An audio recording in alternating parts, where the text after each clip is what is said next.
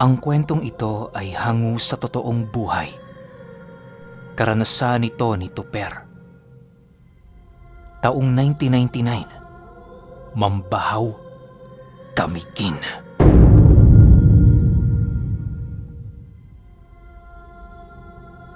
Itong mga panahong ito, kasalukuyang buntis itong asawa ni Tuper. Sa kanilang lugar, iisa lamang ang albularyo na kanilang pinagkukonsultahan. Bibihira silang magpagamot sa albularyong yon, gawa ng may haka-hakang kumakalat sa baryo nila na isa yung kuno-kunong aswang. May mga nagpapagamot naman doon pero pili lamang. Ang karamihan dito, mga kamag-anak o hindi naman kaya'y kalapit na dugo ng matandang albularyo. Malayo ang kasunod na baryo sa lugar nila Tuper at napakalabo sa kanilang tumungo roon, gawa ng aabutin sila ng gabi sa daan. Ayaw naman nila yung mangyari, lalo pat ikalimang buwan na ng tiyan nito. Isang gabi, habang nasa kasagsagan sila ng pagtulog, nagising silang mag-anak dahil sa sigaw ng kanyang asawa. Nagkataon naman noong doon natutulog ang mga magulang niya sa bahay nila, kung kaya't agad yung nakatulong. Pagsilay niya sa kanyang asawa noong gabing yon, kitang-kita niya ang pamumutla ng labi nito habang pilit ibinabaluktot ang kanyang katawan na parabang tinatago nito ang kanyang tiyan. Paghawak ng kanyang ina sa noo nito, napansin nito na napakataas na ng lagnat ng asawa niya. Kaya ang ginawa nito, inutusan nito si Tuper na puntahan ng manggagamot sa baryo nila. Wala na sila noong pagpipilian. Gawa ng siguradong sigurado kasi ang nanay niya na maaari yung ikamatay ng kanyang asawa kung hindi malalapatan ng paunang lunas. Kahit nag-aalangan siyang tumungo sa albularyong yon sa lalim ng gabi, pinilit niyang sunduin ito. Pagdating niya sa bahay ng albularyo, medyo ilang di pa ang layo niya doon. Nasipat niya ang 10 alagang aso nito na paikot-ikot sa bakuran ng matanda. Siyempre, unang isip noon ni Tuper, mapanganib ang mga asong yon. Maliban sa hindi siya nito kilala, kayang-kaya siya nitong patayin kung mapagtutulungan siya. Wala siyang maisip na paraan para lumapit sa bahay ng matanda, kaya ang ginawa niya, naghintay siya ng ilang oras at baka sakaling may lumabas. Bagaman alam niyang malalim ang gabi, wala na siyang magagawa kundi ang magbakasakali. Maya't mayari ng kanyang pagsilay sa paligid sa mga tipak ng kahoy na maaari niyang gamitin panghampas sa mga asong naroon. Makalipas lamang ang ilang minuto, medyo nabuhayan ng loob si Tuper nang masipat niya ang ilaw ng gasera sa loob ng bahay. Gumagalaw ang liwanag ng ilaw, kaya siguradong sigurado siya merong nagdadala dito. Sa pagpapatuloy ng kanyang pagmamasid at pakikiramdam, tila ba may kung anong tinig ang dahan-dahang lumalakas sa kanyang isipan. May mga kataga siya noong naririnig na animoy pakanta ang pagbigkas ng garugal nitong boses. Alam niyang nanggagaling yon sa bahay ng albularyo dahil wala namang kalapit na bahay sa lugar na yon. Habang pinakikinggan ito ni Tuper, mas lalo pang lumalakas ang ilaw ng gasera sa loob ng bahay na pinagmamasdan niya. Maya-maya pa, nasipat niyang bumukas ang pinto ng bahay na yon at kasabay nito ang pagsilay niya sa matandang balot ng balabal ang buong katawan habang hawak-hawak ng kaliwang kamay nito ang maliit na gasera. Umikot yun sa kanyang tahanan ng 3 beses at matapos yan, lumapit yun sa kanyang mga alagang hayop at meron ito doong inilaglag na mga pira-pirasong karne. Nang mapakain na ng albularyo ang mga asong yon, hinubad nito ang kanyang balabal at dahan-dahang pinatay ang gasera na hawak niya. Si Tuper noon, humiga na sa lupa. Nababahala din kasi siya dahil iba na ang kanyang nararamdaman. Ang sinisigaw noon ng kutob niya, magtago siya dahil kapag nakita siya ng matanda, paniguradong may kalalagyan siya. Makalipas pa ang ilang minutong pananatili nito sa labas, unti-unti nang hinubad ng matanda ang kanyang balabal. Pagbagsak ng mga telang yun sa lupa, lumiwanag sa kanyang katawan ng buwan. Dahan-dahan yung sumilay sa napakalawak na kalangitan habang nagbabanggit ng mga engkantasyong ginagamitan nito ng kanyang dialekto. Siguradong sigurado noon si Tuper na ang mga katagang naririnig niya merong kaugnayan sa mga aswang. Ayon sa kanya, ang sinasabi noon ng matandang albularyo ay tungkol sa kapangyarihan nitong hiniram sa dilim at buwan. Maya't mayari ng pagdukot nito ng lupa sa kanyang kinatatayuan habang humihingi ng lakas at kakayahang makapagpalit anyo. Pagliwanag ng mga mata nito, napasilay naman yon sa kanyang kinaroroonan at kasabay nito ang dahan-dahan nitong pag-atras patungo sa puno ng nyog. Itinapat nito ang kanyang paa sa itaas ng puno habang dahan-dahang umaakyat ng pabaliktad. Tama kayo nang narinig. Umaakyat ang matandang yon ng pabaliktad sa puno ng nyog kahit nasa orihinal niya pa yung anyo. Ang labis lang doong ipinagtataka ni Tuper ay kung papaano ito nagagawa ng matanda sa kabila ng kanyang edad. Nasisiguro niyang nasa edad 85 taong gulang na ang matanda kung kaya't inaasahan niya noong wala na itong kakayahang gumawa ng kahit na anong mabibigat na bagay. Pakiramdam niya noong mga oras na yon, nanonood siya ng isang pagtatanghal ng salamangkero sa kanilang lugar. Totoo ang kanyang nakikita, ngunit hindi kapani-paniwala.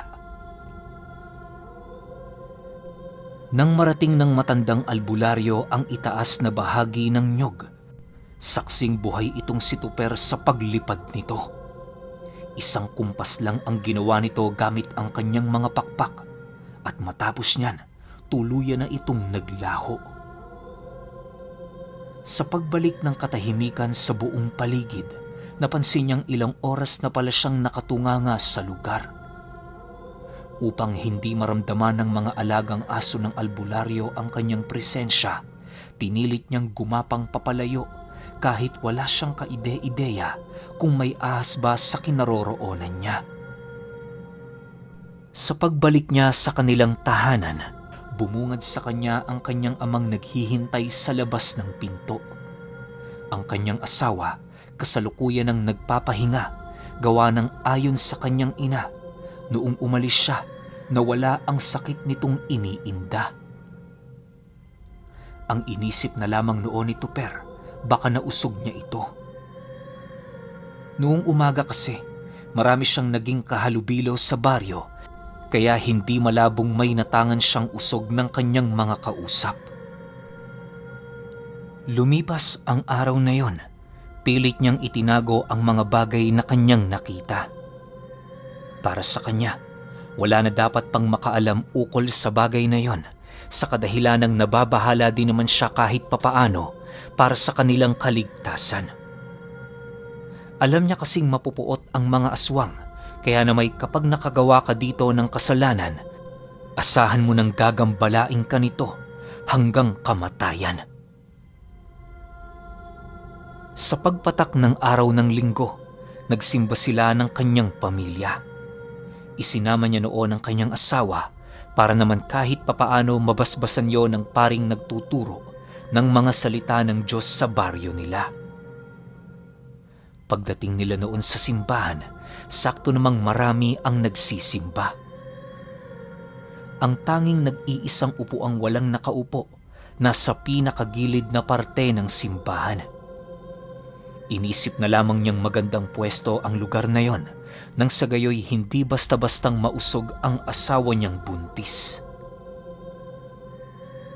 Hindi pa man nag-uumpisa ang misa, laking gulat na lamang niya Nang masipat niya ang matandang albularyo na dahan-dahang lumalapit sa kinaroroonan nila. Nasisiguro niyang tatabi yun sa kanila dahil meron pa doong nag-iisang bakante. Hindi naman niya maaaring itaboy ito, lalo pat marami din silang katabi.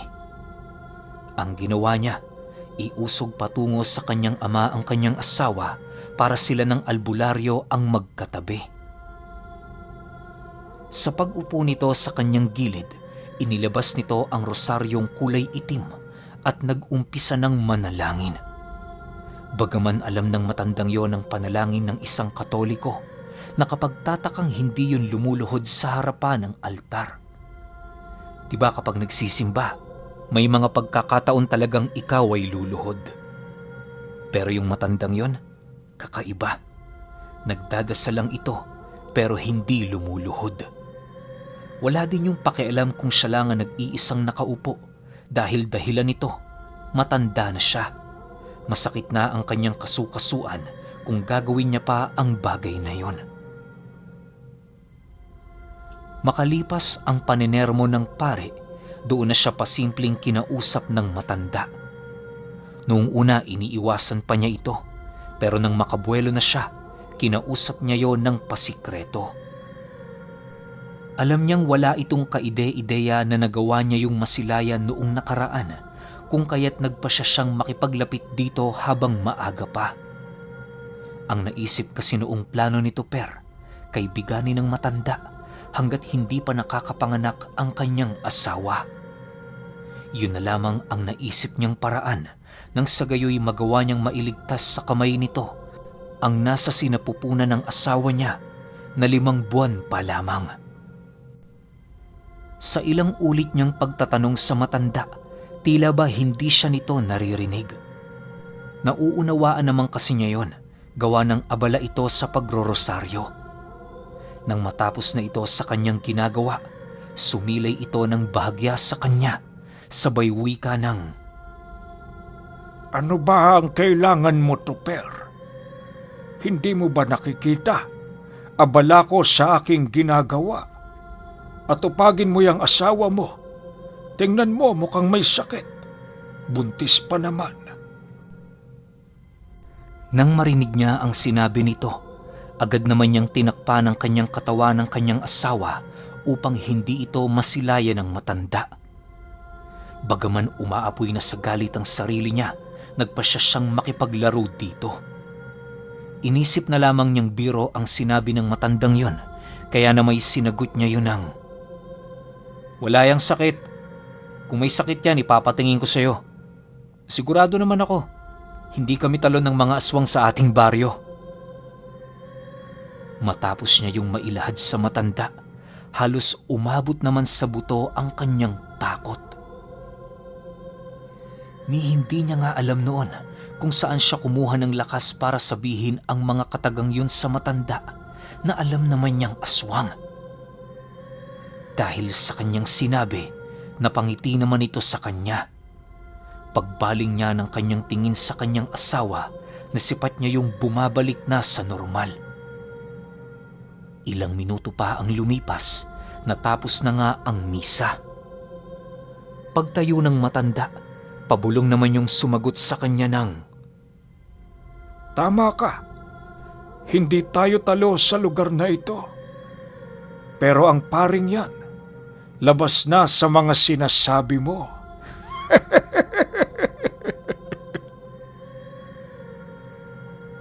Kasabay ng pag-uwi ka ng matanda, ay siya namang panginginig ng buong katawan ni Tuper na halos hindi na niya makontrol. Yung tipong nginig matapos mong umihi, ganon na ganon ang naramdaman niya noong oras na yon. Kahit nga ang matanda natawa sa reaksyon ng katawan niya. Yung tatay naman niya, nagtaka dahil ramdam din ito ang panginginig ng katawan niya. Nang makalayo na ang matanda sa kanila, agad naman silang tumungo sa kinaroroonan ng pari para magbisa. Natapos ang misang yon, wala man lang nakuhang leksyon sa buhay itong si Tuper. Buong wisyo niya kasi nakatuon sa pinag-uusapan nila ng matanda. Ilang araw ang lumipas matapos ang kanilang pag-uusap. Nasisipat niya ang matandang yon na mayat maya ang pagdaan sa bahay nila. Kahit ang nanay at tatay niya, nahahalata na din ang dalas ng pagdaan nito. Para makaiwas, hindi na lang nila gaanong pinapalabas ang asawa niya. Nag-umpisa na din silang maglibing ng mga pangontra sa paligid para naman kahit papaano maitaboy nila ito. Sa pagpapatuloy ng ganoong kaganapan, may mga pagkakataong nakakasilay sila Tuper ng mga panauhin na bago sa kanilang paningin. Ang iilan sa mga ito'y bata pa na parang lulong sa droga at ang iba naman, mga baliw na animoy nagmula pa sa malayong baryo. Hindi naman nila yun gaanong pinansin, gawa ng wala naman sila doong nararamdamang kakaiba. Ang paningin nila sa mga panauhing yon, mga taong kapos sa buhay at nasiraan ng bait. Ang labis lang niya noong ipinagtaka ay magmula noong nagpakita ang mga baliw at bata sa kanilang lugar, naging madalang na ang pagdaan ng matandang albularyo sa harapan ng kanilang tahanan. Inisip na lamang nilang abala ito upang walang bumagabag sa kanilang mga isip. Sa pagsapit ng sumunod na linggo, labis-labis naman ang pagtataka ni Tuper dahil iba na ang paring nagmimisa sa kanilang lugar. Ganun pa rin ang nangyari. Tumabi sa kanya ang matanda na parabang sinasadya na nitong sila'y magkausap. Habang idinaraos ang misa, mariin itong nagbigay ng babala sa kanya ukol sa mga taong umaaligid sa kanilang tahanan. Ayon sa matanda, maaaring hindi sila talo ng mga aswang sa kanilang baryo, pero ibang usapan na ang mga aswang na dayo. Dagdag pa nito na habang papalaki ng papalaki ang tiyan ng kanyang asawa, mas lalo ding dumarami ang mga demonyong bumibisita sa tahanan nila. Sa tono ng pagsasalita ng matanda, tila ba nakakasiguro na ito na alam na ni Tuper ang kanyang sikreto. Ilang ulit pa siyang umarteng inosente sa mga sinasabi ng matanda, subalit papaseryoso lang ng papaseryoso ang ginagawang pagtitig nito sa kanya. Huwag mo kong paglaruan, Tuper. Hindi mo bisto ang pag-uugali ko. Kayo na nga ang tinutulungan, nagmamaang-maangang ka pa. Akala mo ba hindi ko alam na nakita mo ko nung nakaraan? Makinig ka. Papalapit na ang araw ng kanilang panggagambala. Tinapos ko muna ang pakay ko sa pari. Ngayon, maaari ko na kayong matulungan. Iisang kondisyon lang ang hinahangad ko sa iyo. Huwag mo sanang ipagkalat ang sikretong nakita mo. Bulong ng matanda matapos nitong marinig ang kanyang sinabi. Sa puntong yon, wala namang nagawa si Tuper kundi ang manahimik dahil sa takot. Gayunpaman, kahit napatunayan na niya ang sikreto ng matanda, mapalad pa rin siya kahit papaano dahil napag-alaman niyang tutulong ito sa kanila. Matapos ang misa, habang naglalakad sila papauwi, napansin naman nila ang mga baliw na nakahiga sa daan na panayang pagmamasid sa kanyang asawa. Yung asawa niya noon, paika-ika nang naglalakad dahil nakakaramdam na ito ng kirot sa kanyang tiyan. Sa pagsapit ng takip silim, naging abala naman siya at ang kanyang ama sa pagsusunog ng balat ng nyog sa buong paligid. Maniwala kayo o hindi, habang nagpapausok sila noon, may nasisipat silang dalawang bata na naroon sa labas ng kanilang tahanan na patuloy silang pinagmamasdan. Ang mas labis pa nila noong ikinabahala, hindi yun umaalis kahit anong pagtataboy ang gawin nila. Para makaiwas sa kahit na anong pagtatalo, minabuti nilang hayaan na lamang ang mga ito. Sa paglalim ng gabi, para silang naghihintay ng delubyo sa kanilang lugar. Siya at ang kanyang ama, gising na gising pa, naghihintay sa anumang kakaibang kaluskos na maririnig nila. Maya-maya pa, bahagya naman silang napasipat sa entradang pinto ng kanilang bahay nang makarinig sila ng 3 sunod-sunod na katok. Hindi naman gaanong kalakasan ng katok na yon, kaya hindi sila kinabahan. Upang malaman kung sino ang panauhing naroon, kinausap nila ito kahit sarado pa ang pinto. Pagpapakilala ng matandang yon, siya ang albularyo sa kanilang lugar. Kampante naman itong binuksan ni Tuper. Wala na siyang inisip na kahit ano, gawa ng nasisiguro niya na kaibigan na niya ito. Pagbukas ng kanyang ama ng pinto, sa hindi inaasahang kaganapan, bigla yung sinunggaba ng matanda. Nag-umpisa na din ang pagsisialulungan ng mga aso sa kanilang baryo at ang pagrinig niya ng mga pagbuhos ng tubig sa mga balat ng nyog na pinapausok nila. Dahil sa pangyayari, dali-dali naman niyang kinuha ang bolong nakaipit sa dingding para sana hatawin ang nilalang. Subalit hindi pa man niya yun na ikukumpas sa ere, bigla naman siyang tumagos sa manipis na dingding ng kanilang bahay. Pagsilay niya sa paligid, halos mandilim na ang kanyang paningin dahil sa pinsalang kanyang natamo. Sa isang iglap, muling nabaling ang kanyang paningin sa kanilang bahay nang marinig niyang sumigaw ang kanyang asawa at nanay. Pinilit niya pa noong tumayo at nagmadaling pumasok roon pero hindi na niya ito nagawa.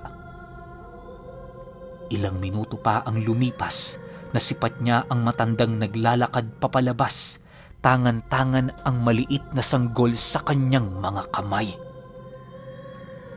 Pagsilay doon ni Tuper, wala naman siyang nagawa kundi ang umiyak habang patuloy na nagwawala. Lahat ng takot niya noon ay napalitan ng tapang sa hangaring maipaghigante ang kanyang pamilya. Subalit kahit anong pagsugod ang gawin niya, hindi ito sapat para madaig ang puwersa ng mga nilalang. Di pa man siya nakakalapit sa matanda, nagawa na siyang madarag papalayo ng mga kasama nitong mga bata. Ilang ulit din siya nitong nakalmot at nakagat sa balikat bago siya nito tuluyang nilubayan. Habang pinagmamasdan nito perang paglayo ng mga nilalang, kitang-kita niyang sumusunod ang mga aswang sa matanda na para bang mga aso ito. Maya-maya pa, tuluyan namang naglaho ang mga yun sa paningin niya. Nawala na din siya ng malay dahil sa tindi ng pinsalang kanyang natamo. Kinaumagahan paggising niya, kasalukuyan siyang naroon sa loob ng bahay ng kanyang kaibigan. Nang akmang tatayo na siya, pinigilan naman siya ng kanyang kaibigan, sabay wika ng, "Magpahinga ka na muna, Tuper. Masyadong malubha ang pinsalang natamo mo. Matanong lang, kilala mo ba kung sinong may gawa nito?" Nang marinig niya ang sinabi ng kanyang kaibigan, nanginginig naman siyang sumagot dito ng, "Oo, kilalang kilala ko. Wala namang ibang aswang sa lugar na ito, maliban sa matandang nagbabalat kayo bilang isang albularyo." Dahil sa kanyang sinabi, maging ito man ay hindi makapaniwala sa mga bagay na kanyang narinig. Ang buong akala kasi ng kaibigan niyang yon, walang katotohanan, ang haka-hakang kumakalat sa kanilang baryo. Nasisiguro naman itong hindi magbibigay ng ganoong testamento si Tuper kung wala siyang matibay na ebidensyang pinanghahawakan. Sa pagpapatuloy ng kanilang usapan, doon niya napag-alaman na hindi na pala nakaligtas ang kanyang asawa at magulang. Nang marinig niya ang tungkol sa sinapit ng mga ito, pakiramdam niya gumuho ang lahat ng masasaya niyang pangarap para sa kanyang pamilya. Hindi na niya alam ang kanyang gagawin. Minsan, hinahangad na din niyang magpakamatay, subalit tinututulan ito ng kanyang konsensya. Inabot din ng ilang taon si Tuper bago makatakas sa bangungot na yun.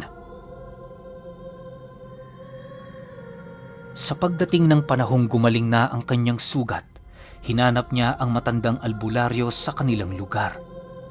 Subalit sa ilang araw niyang pagtatanong, nalaman niyang ang matanda at lahat ng kadugo nito bigla na lang nawala noong gabing naganap ang insidente sa kanilang tahanan. Walang nakapagsabi kung saan yun tumungo, gawa ng wala namang nakakita. Kahit nalaman na niya ang tungkol sa paglaho nito, hinanap pa rin niya yon ng hinanap sa paniniwalang darating at darating din ang araw na magkikita silang dalawa. Subalit kahit ilang taon na noon ang lumipas, wala pa rin siyang nakikitang bakas na maaaring pinagtataguan ng matanda. Nang medyo natatanggap na niya ang mga nangyari, pinili na lamang niyang humanap ng panibagong lugar para makapagbagong buhay. Kailan may hindi na niya ninais pang bumalik sa kanilang baryo sa takot na baka muling manumbalik sa kanyang wisyo ang labis na kalungkutan. Nababahala noon si Tuper na kapag muling sumariwa ang pangyayaring yon sa kanyang memorya, maaaring hindi na siya makabangon pa. Lahat ng pagtsatsaga at trabaho ay ginawa niya, maiahon lamang ang kanyang sarili habang paunti-unting nililimot ang mga nangyari sa nakaraan. Pero alam niyo ba, na kahit nakabuo na ng panibagong pamilya itong si Tuper, sariwang-sariwa pa rin sa kanyang alaala ang ginawa sa kanyang panlilinlang ng aswang at karumal-dumal na pagpatay sa kanyang pamilya.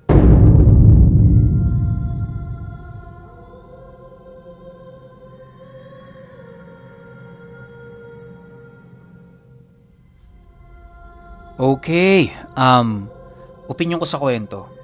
Ito yung isa sa mga dahilan na kaya medyo mahirap talagang magtiwala sa mga aswang lalo na sa mga ganitong klase ng kwento. Kaya yung mga kwento natin noon, kung naalala nyo, na kahit sabihin nating buong-buo yung puso ng aswang na makipagkaibigan sa isang tao, ang hirap pa rin pagkatiwalaan. Isipin nyo tong sitwasyon ni Tuper, ubus pamilya, di ba? Nagtiwala siya, akala niya kaibigan niya, kaya siya nakakausap na niya, tutulungan siya, pero hindi pinatay. Tapos ang masakit pa nito, inuna ng aswang yung pare. Dapat doon pala medyo nakatunog na si Tuper, di ba? Parang may linya yung matanda na sinasabi tungkol doon sa pare, yung nagkausap sila sa loob ng simbahan. Parang doon palang dapat meron na siyang hint. Kaso hindi nga nagtiwala si Tuper kasi wala silang masasandigan. Sinong tutulong sa kanila? Parang wala naman. Tapos ang konti lang din ang nalalaman nilang pangontra sa mga aswang. So ending, talagang ubus yung pamilya nito ni Tuper. Sakit lang. Medyo masakit lang tong kwento na to para sa side ni Tuper. Pero at least kahit papano, nakabangon naman siya, di ba? Kasi nagkaroon siya ng panibagong pamilya. Pero kayo, kung may opinyon kayo sa kwentong ito, i-comment nyo lang sa baba. Yun lang. Hanggang sa susunod na kwento. Salamat.